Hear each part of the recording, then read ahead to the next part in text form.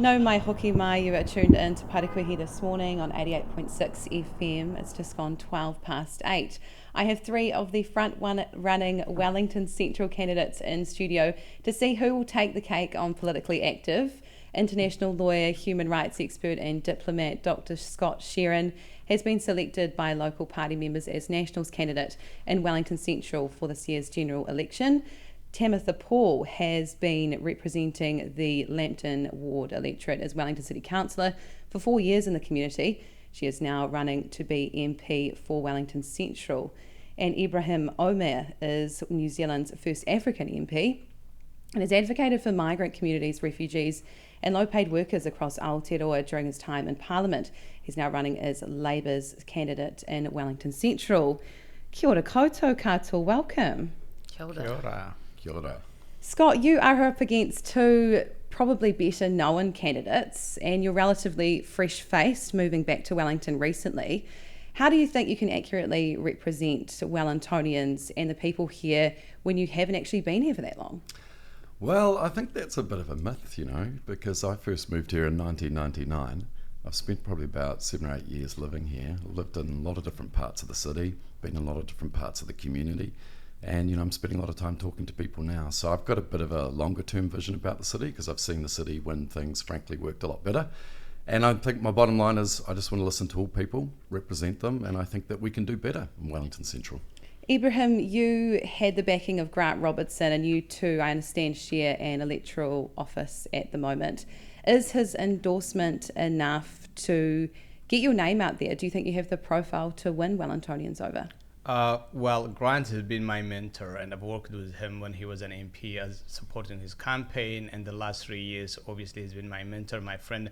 It's been such a blessing having him in my life and supporting me all the way, but at the same time, I am my own person. I intend to do things in my own way. I've been living in Wellington for the last 15 years and I've been doing things. Well, I started as a cleaner and then as a trade unionist, living wage activist. I've been working with Wellingtonians from across the spectrum, including the businesses. So I do feel like I have a profile. I do feel like I can do this job and yes. Tamatha, there's no debating that you are widely known here by Wellingtonians for your work with the council, a huge advantage in the lead up to the election. Your council colleagues Jill Day and Fleur Fitzsimmons decided not to stand for council again last year because they had central government ambitions. What does it say about you and the Green Party candidate selection that you couldn't do the same? So I think for me the big thing was this opportunity came about and we knew that we were going to get a new MP for Wellington Central. When I thought about who I wanted representing my community and the great things that we've done for the city in the last couple of years, I was kind of drawing blanks about who I wanted to do that. And I was contacted by James Shaw and Chloe Swarbrick and Thomas Nash and a whole bunch of people that I respect hugely, and just normal people in the community who said they think that I should stand for that. And so obviously I'm a councillor at the moment, but this is democracy, and I think Wellingtonians are smart enough to take into account all of the benefits that would come from me being their Member of Parliament and to weigh that up when they make their decision when they vote.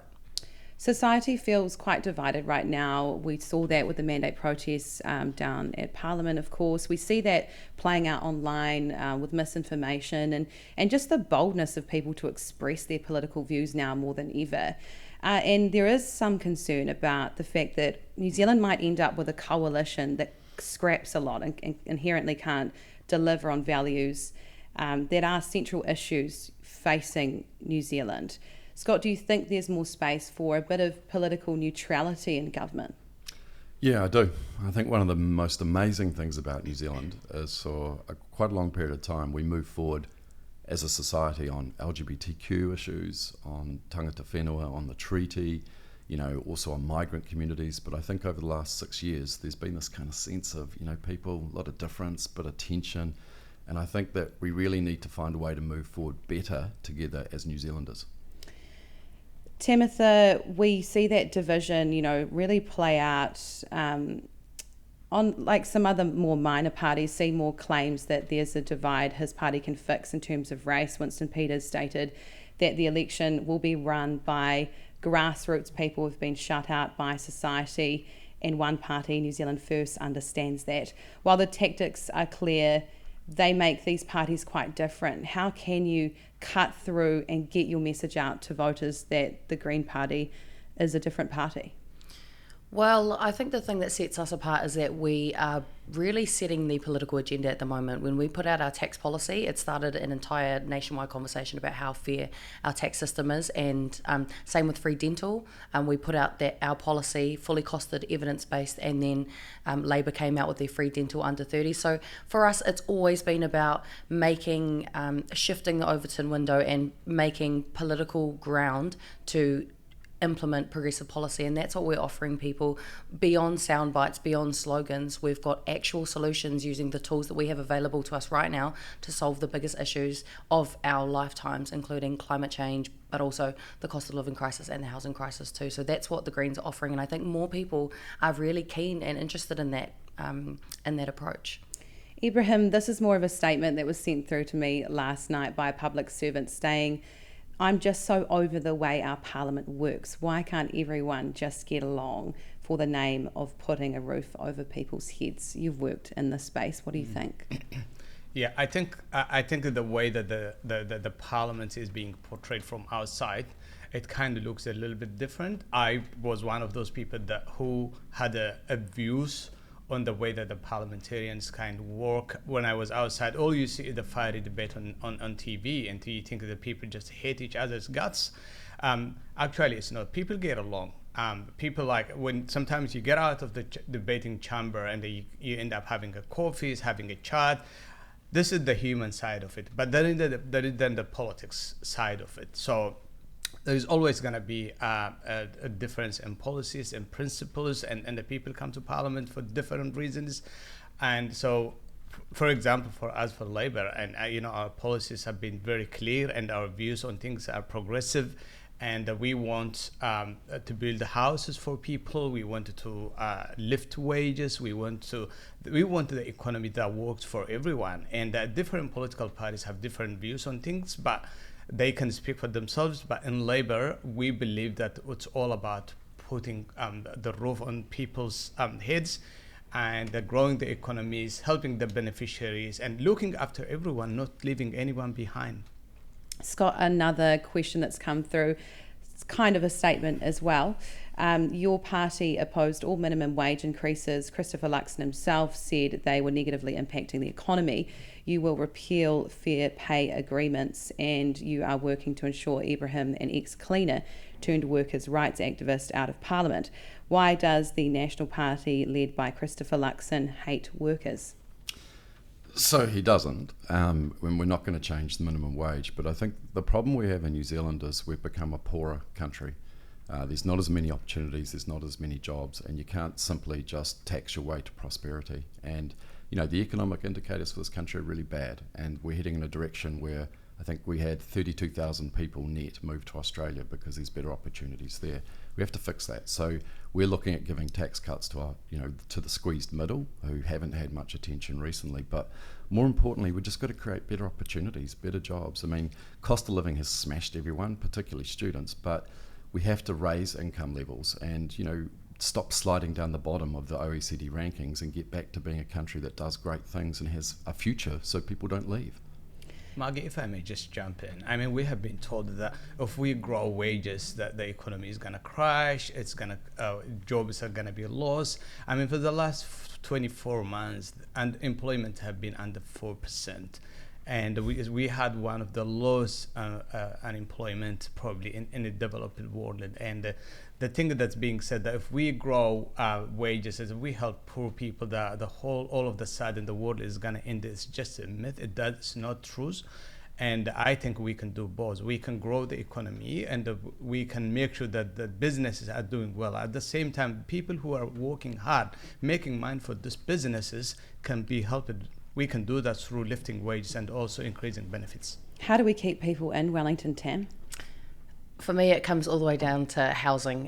When I talk to people, whether that's bus drivers and looking at our chronic bus driver shortage, or people who work at the hospital on the front lines, or teaching tamariki in schools, waste truck drivers, all of the people that carry our city on their shoulders, they the big challenge is that they can't afford to live here. And if they are living here, a significant chunk of their income every week is going on to their rent. So I think that whoever is the MP for Wellington Central should be judged by how much public and affordable housing that they can build, because that will go a long way towards easing the cost of living crisis for a lot of people. But also having a fairer tax system is going to go a long way as well. And public transport, infrastructure, it is really the bread and butter issues in Wellington Central that need the most attention. Scott, what are people saying to you on the campaign trail? Big mood for change. I mean, I think people have looked at the last 6 years of the Labor Greens government and they've decided it hasn't delivered for them. And I think everyone can see a lot of things have gone backwards, particularly for people at the bottom. How many people are living in motels, how many people are waiting for state houses, how many people have seen their wages eroded by inflation. And it's the same picture for the city. I mean, we have all these challenges. Wellington moving is not moving. And, we have a Wellington City Council that's about to plunge into a financial crisis because of the leadership of the Greens, frankly, and they're running at a 17% approval rating. So people are saying they're ready to give National a chance. We've got a really strong team. And, that's my motivation, is to listen to people and to deliver for people, to look beyond the slogans and the rhetoric and actually look at implementation and delivery. Any rebuttal on that? Absolutely. So first of all, the Greens have not been in government over the last 6 years. It's been a Labour and a New Zealand First government, and then it's been a Labour government. Second of all, in terms of our city, nobody is under any illusions about the financial state of the city, and it is a result of underinvestment from successive Labour and national governments and from Conservative councillor politicians who have kept rates artificially low in order to get re-elected, which means that pipes have been neglected and critical infrastructure has been underinvested in, and we're having to deal with that now. So actually our leadership, and it's not Greens leadership on council, that's not the way councils work, has actually been progressive, trying to invest in a city for the future by dealing with complex historic issues, but also investing and getting ready for the future. A complex historical issue that Wellington faces is homelessness. We see that it's pervasive throughout our city, and we saw just how quickly organisations can get together at speed when we see a tragedy like Loafers Lodge fire. Ibrahim, how can we solve this if we haven't been able to solve it through successive governments? What do you plan to do? Yeah, absolutely. If I may, just to comment on a change, and Scott said that there is a mood for change, and change from what? I mean, change is always good, but also when we make changes, it has to be for a good reason. Now, what we're saying is that change to give rich people tax relief, and change to taking away working people's rights, change it to freeze minimum wage, change it to get rid of a fair pay agreement that's designed to help the people who actually get this country move forward, like cleaners, security guards, bus drivers, our supermarket workers. So I just want to make a point that change is sometimes good, but when change is for good reason to the wrong direction, it can be bad. So in regard to your question about the homelessness, yes, homelessness is pretty sad to see actually people like living on the streets, people living on cars. I've been talking to some of them. They have different issues and different reasons why they end up where they end up, but the bottom line is that we need to house these people. And so you would know that 2017 Labour government has inherited a chronic underfunded housing crisis, and state houses were sold, but I think when we took over 1,500 less state houses because the national government then sold them. So the Labour government has embarked on the biggest housing construction now. We've got 1 in 10 houses in this country have been built by this government. 1 in 6 public houses have been built by this government. We still have a long way. There's still a lot of homelessness in our city. Absolutely. So if we're going to talk about Wellington, for example, we've got the Arlington project that's coming, which is about 300 new dry affordable apartments. It's going to house, I think, about 900 people. We've got another project just around the corner from the Wellington Street, which is going to house about 80 apartments, 20 already delivered. This is going to be one of the first of its kind actually in Wellington that's going to have the wraparound services like employment help and other stuff, and it's going to be run by City Mission, and the kind order has selected City Mission to do that. So we are making progress, but we have a long way to go from where we need to be. We just need to keep building more houses. Tam, according to the One News Varian poll that was released last night, there are about 12% of people who don't know where they will vote. If Labour or Greens have a chance at building a coalition, you'll need to sponge up that 12%. How will you turn heads of those sitting on the fence with only a few weeks left in the election? Is it possible to actually grab that swing vote and run with it? Yeah, I think so. For me personally, I'm making sure that I'm reaching out to my whānau, my friends that might not be voting, and making sure that they understand why it's so important to vote, and asking them what they need to be able to vote, what information they need, all that kind of stuff, and answering their questions. So I'm really working hard for that, and I encourage everybody to. There's a really great campaign by Action Station called the Triple the Vote campaign, which is about reaching out to three people that would not have otherwise voted and getting them to vote. And that's a tactic that Brazil used to overthrow Bolsonaro and the US used to overthrow Trump. Or get them out of there. And that is the scale of the government that we're staring in the face of with National and Act. It is going to be one of the most toughest governments that will take us back decades in terms of our climate action and our ability to meet our climate targets. Poor and working low-income New Zealanders will have a terrible time under a National and Act government, because you've got a set of policies and a bunch of politicians who dehumanise the most vulnerable people in our communities. So, this is going to be one of the most defining elections of our generation. And so I'm going to continue to tell people that, and talk about, what's on the line, and encourage people that their vote has an impact. And it was great to see the News Hub poll over the weekend that has us, all neck and neck. And so here in Wellington especially, everybody's vote for their electorate MP will make a massive impact, because it's anyone's game at this point. It really is anyone's game, and you're all so close in terms of numbers at the moment. If you've just tuned in to the Radioactive Breakfast, I'm talking to the three front runners for Wellington electorate. We are closing in on the election, of course. Scott, for years now, Wellington has been regarded as the creative capital of New Zealand, but in recent times that standing has taken a bit of a knock. We've seen that effect play out for venues and live music, and art spaces have closed as well. So many artists are being forced out of the city with rising costs of living and just the scarcity of usable spaces, like people being able to access spaces to rehearse music even. What policies does National have to benefit the arts community? So I think there's a couple of things. I mean, when National Party last came into power, one of the first things we did was announce an increase in funding to Creative New Zealand, which actually pumped a lot of money into arts, because we do value the arts. I think another thing I'm personally really concerned about is up at the university. So we've had no tertiary education policy development for the last 6 years. Victoria University's in crisis, and they're about to cut in half the vocational theatre studies department, which is like the best one in Australasia.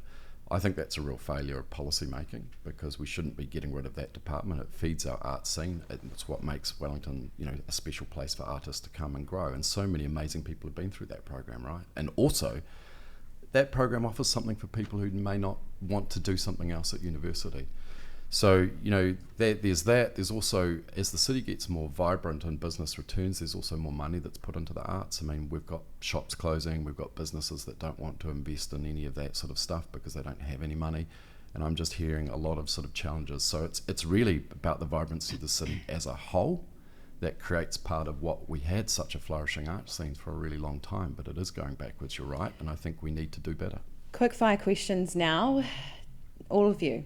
What's your favourite local musician or group right now? Ma. And she did a fundraiser gig for me on Saturday. Ma and the Fly Honeys, or Ma? Oh, well, I'm really loving Itsy Bubbers at the moment with their new EP that they've just dropped. Great. Yeah. Favourite Wellington artist at the moment? Oh, I'm useless too when it comes to music, I can't really answer the question, sorry. Scott? Fat Any figures. relation to Ed Sheeran? I wish, about third cousin. I tried to be a musician, but I was pretty rubbish. But, he made the name famous. Fat Freddy's for sure. Okay. It's never too late. What's the best place for a cheap eat in Wellington? Oak Satay Noodle House. Yum. I love the Casey Cafe, and I love the shrimp, the fried shrimp. Duck and rice. Duck and rice. Oh, how good. Yeah. Scott. Satay Malaysia. Okay. What is your favourite way to get around the city? Favourite way? Probably e-scooter. Bus. Walking. I thought it might have been a flamingo scooter after Nicola Willis's tumble. Yeah, I did see that yesterday. It was quite funny. That's a local business too, Flamingo. Is it? Yep, I didn't realise. Who is a Wellingtonian you're proud of? Tori Whānau, she's doing a really good job. I'm going to go for my friend Grant Robertson, who gave so much this year in the last 15 years. Brett McKenzie. If there was one thing about Wellington you could just snap your fingers and change, what would it be? Oh, Anyone's game. When I first came, I used it to clean a lot of hotels and motels around, and the vibrancy of the city, and the Friday night, Saturday night, and, the crowd.